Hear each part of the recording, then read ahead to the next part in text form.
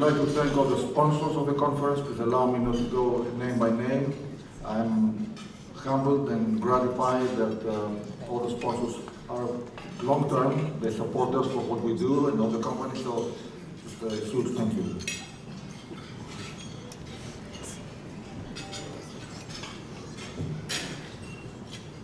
I get introduced. Thank you, Nicholas, to make an introduction. Karrie Trauth is our featured speaker for this luncheon. And she has since a little over a year ago, August 2021, been the head of Shell's shipping and maritime business. I think everybody knows that Shell is a major player in this space and has been a major, say, leader in driving a lot of the changes that everybody in the industry is working with and facing. And so I think it'll obviously be extremely interesting to hear from Karrie as to what the current activities and focus is. And more broadly, I'm sure what she will have to say will be quite enlightening. She joined Shell in 2012, so about 10 years ago, had a number of positions, both in the US and I believe London. Last position was heading their business overall in the Americas. Began her career in the Navy.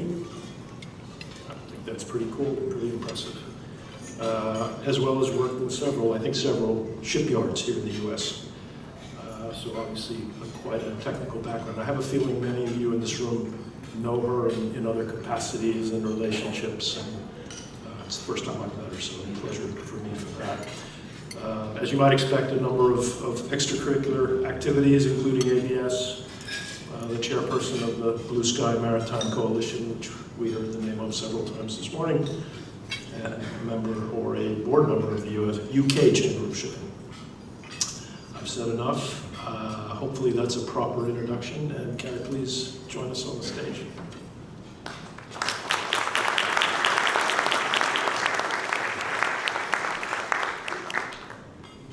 Good afternoon and hello. It's a pleasure to be here with you, and I'd like to thank Ted for the introduction and Capital Link for inviting me to speak today.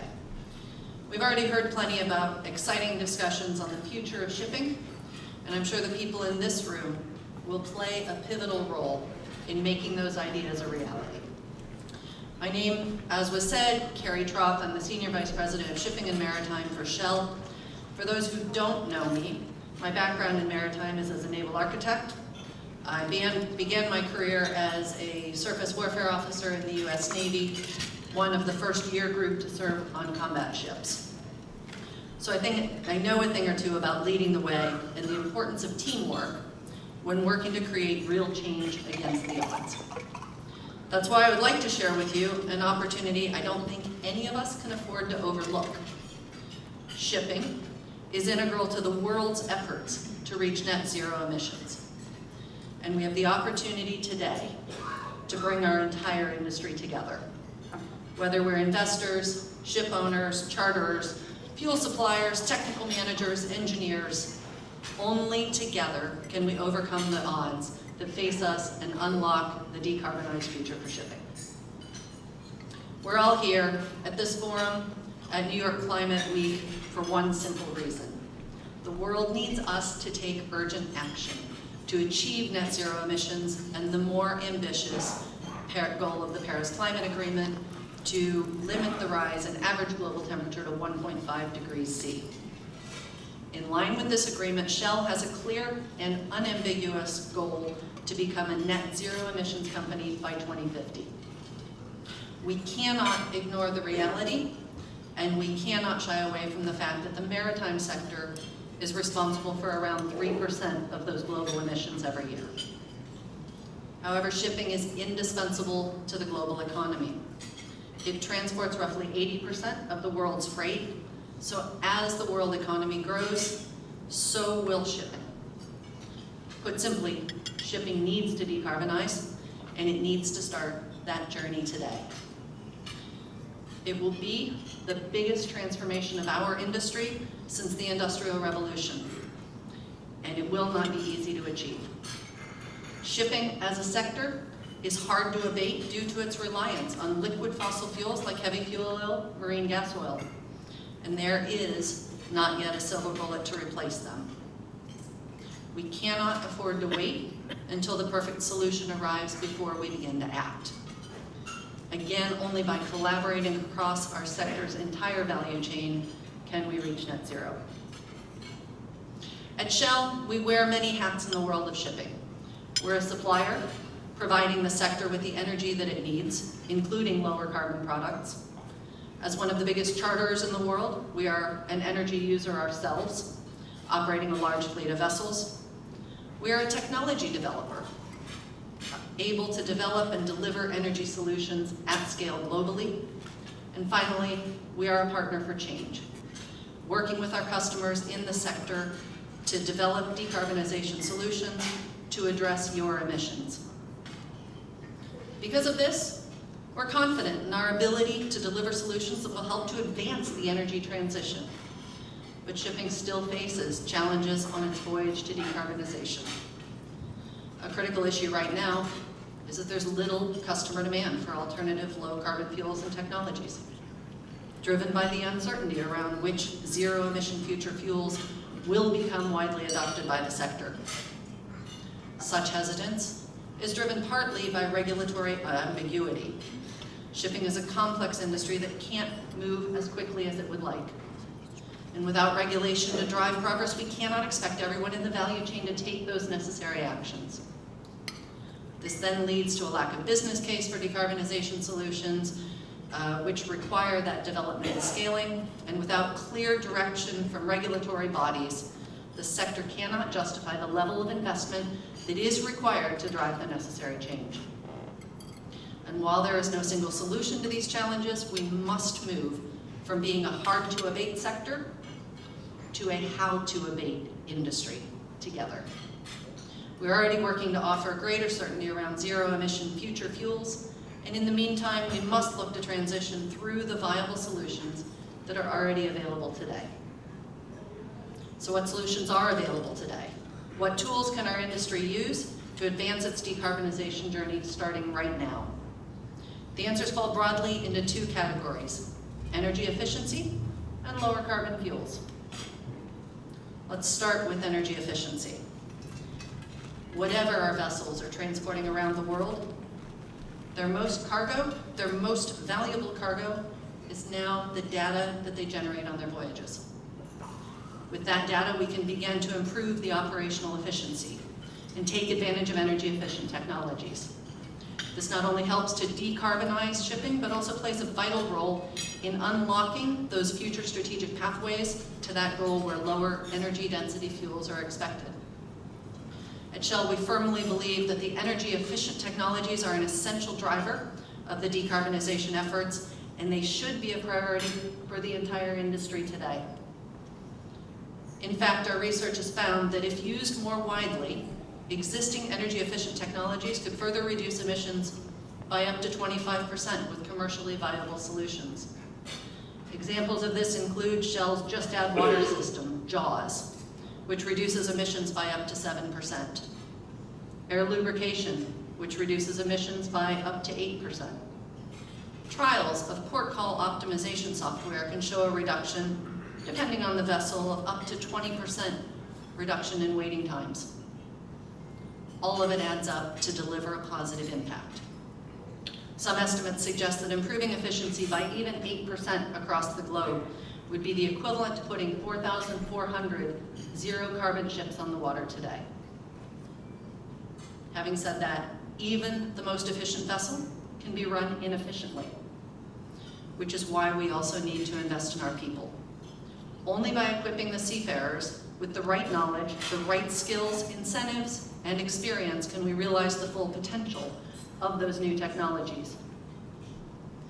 While improving the efficiency of our vessels, we should also explore the role of lower carbon alternatives to fuel oil. There is no single fuel, technology, or solution that can replace fuel oil. So we believe that the shipping industry will need a mosaic of fuels to transition from its current dependence on fuel oil to a decarbonized future of low and zero carbon emission fuels. For short sea shipping, electrification and hybrid solutions could offer an effective route to net zero. This covers the use of renewable onshore power to allow ships to turn off their engines when docked at port, cold ironing, and battery power for propulsion. For existing deep sea fleets, liquid biofuels such as renewable diesel or biodiesel can be dropped in or mixed with existing fuels to reduce the greenhouse gases generated by the vessel. For dual fuel new builds, liquid natural gas provides flexibility and the lowest carbon alternative available at scale today, as well as offering emissions of up to 23% emissions from well to wake. It outperforms conventional marine fuels on pollutants such as nitrous oxide and particulate matter. It also provides a route to potential net zero e-LNG and low carbon bio-LNG, all of which can be supplied through that existing infrastructure. Shell is committed to deliver and develop decarbonization solutions to the market and improve the technology and infrastructure needed to make them available around the world. That's why we've developed one of the world's largest LNG bunkering networks with 15 locations across 10 countries and 12 bunkering vessels. But what comes next? We also need to explore the future fuels that will get us to our destination of net zero. From our perspective, future net zero emission fuels for deep sea shipping will likely be based on hydrogen. This could include hydrogen-derived synthetic fuels and liquid hydrogen itself. There's not yet any certainty on how the market share for these fuels will develop. So again, we predict that shipping will need to use a mosaic of fuels to get to net zero. Yet there are still challenges we need to overcome before we see the mass availability needed to drive decarbonization. The first aspect we need to think about is how practical and commercially viable each of these net zero fuels will be. And this will all depend on their level of technical maturity and the development of that infrastructure worldwide. There are some significant technical and safety barriers for us to overcome with zero emission fuels. When looking at energy density, they are all less favorable than fuel oil. So we may need more bunker capacity for the same energy, reducing the storage available to cargo while adding infrastructure and fuel costs. Energy efficient technologies and ship design changes can help with that to a certain extent. But fortunately, there is another technology in development that we can couple with zero emission fuels to deliver viable alternatives. Fuel cells. It is no wonder that fuel cell technology is, quite rightly, seen as critical technology for shipping. The innovations currently under development can improve energy conversion efficiency by 60%. That's why Shell has signed a letter of intent with Doosan Fuel Cell and Korea Shipbuilding and Offshore Energy Engineering, KSOE, to test and demonstrate solid oxide fuel cells in a marine environment. With this technology in play, the infrastructure and commercial challenges of future fuels will be easier to overcome, and it could also simplify vessel design. The second and most critical aspect in unlocking the potential of zero-emission fuels is safety. The shipping industry has continued to invest first and foremost in the safety and well-being of our seafarers, and this priority cannot change. Whether it's the toxicity of ammonia or the flammability of hydrogen, we need to rigorously test future fuels and prove that they can be used safely as marine fuels before they can be considered viable for shipping. That's why Shell is already working with industry consortium to share our technical experience and explore how to address any safety challenges.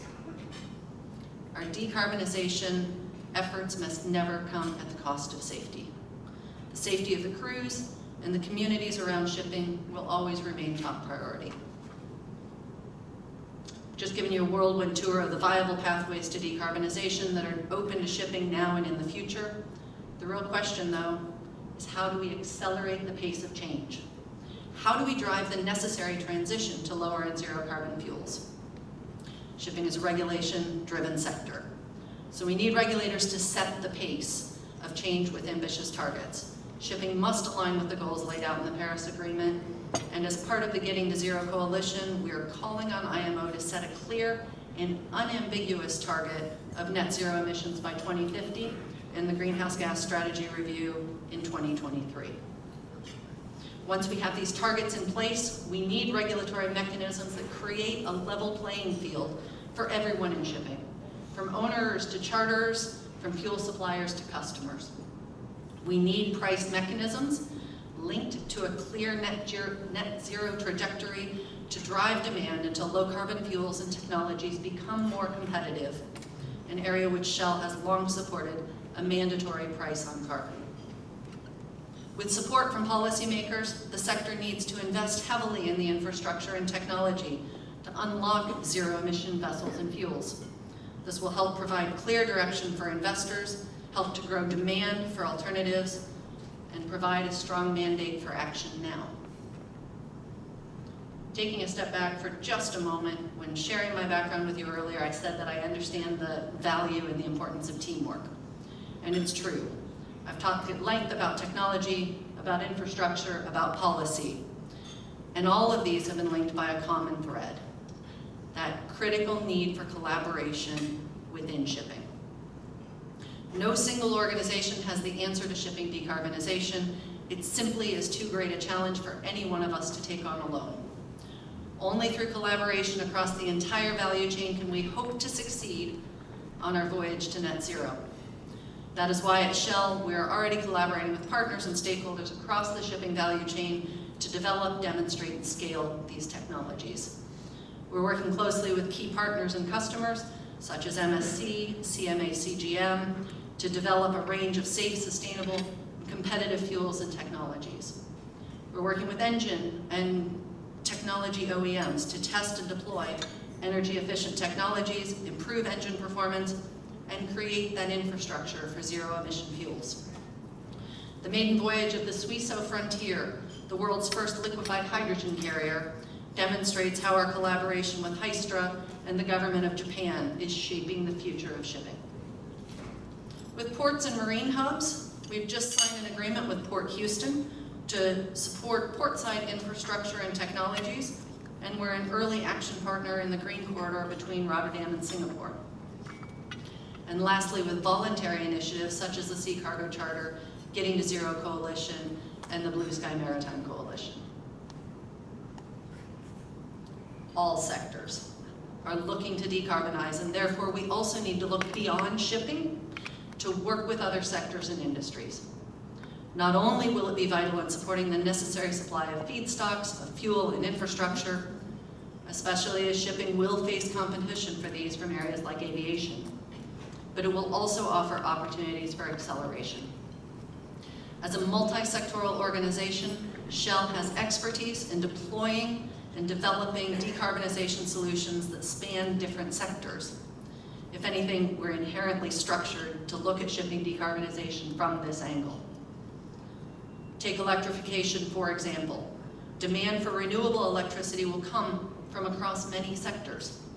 So we need to work collaboratively to scale, supply, and make it as widely available as possible.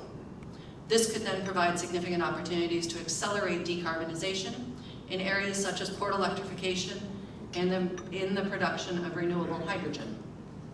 Shell's ambition is to build a global hydrogen economy by developing opportunities in the production, storage, transport, and delivery of hydrogen to end-user customers.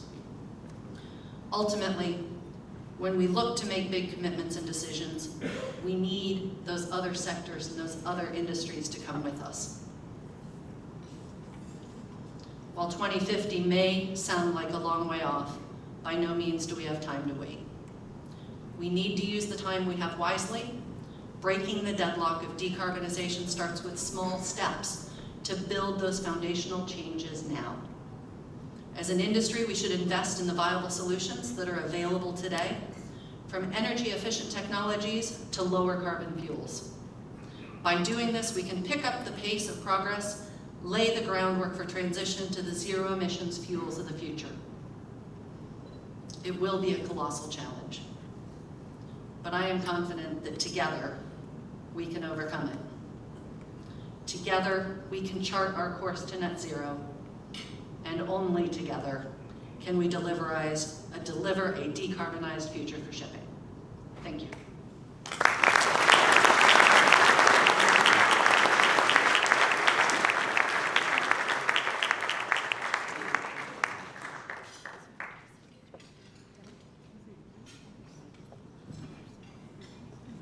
Karrie, thank you very much for a truly inspirational set of remarks, highly informative. So this concludes the luncheon. Before we all go, I'd like to, I omitted actually to thank the Capital Link staff for really working very hard to put this together, along of course with DNB and with the help of our sponsors and participants. This afternoon we have an amazing set of panels on all of them on energy. We have on LPG, LNG, crude and product. So I think we will find tremendous insight and interest in these panels. I hope you will attend them. And by the way, I'm gratified to mention that in cooperation with the US Treasury Department, we are hosting a session on the Russian oil price cap. As you all know, it's a recent development, and I'm gratified that the US Treasury deemed that this is a great platform to reach out to the industry, and we're hosting a parallel session on that topic. And in the morning we had the one on sanctions with the State and Commerce Department. So please come and attend the afternoon sessions. Tremendous informational content, and of course great networking. Thank you to all very much.